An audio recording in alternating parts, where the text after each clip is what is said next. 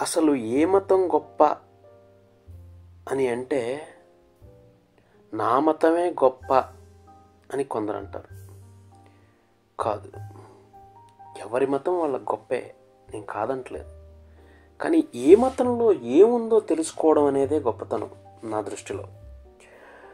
హిందూ మతం అనేది ఎప్పుడు నుంచో బై రూట్స్ వేళ్ల నుంచి పాతుకుపోయిన మతం.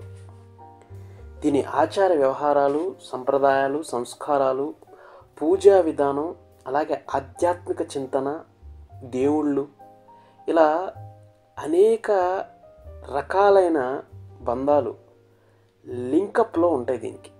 కాబట్టి హిందూయిజం అనేది ఎందుకు గొప్ప అంటే, ముఖ్యంగా హిందువుల్లో చాలామందికి ఆ హిందూయిజం గురించి తెలియదు.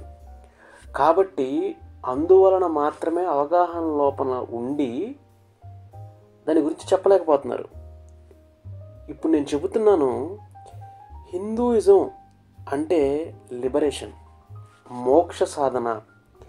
ఏంట్రా నీ మతంలో ఉన్న గొప్పతనం అంటే మీరు చెప్పాల్సింది ఆ దేవుడు గొప్ప, ఈ దేవుడు గొప్ప అని కాదు.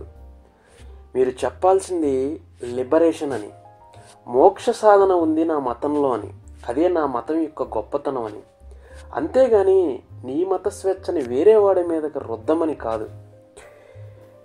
I am the beginning and I am the end, ఇదే భగవద్గీత చెబుతుంది. ముందు భగవద్గీత ఎంతమందికి తెలుసు? అదే అవగాహన లోపం.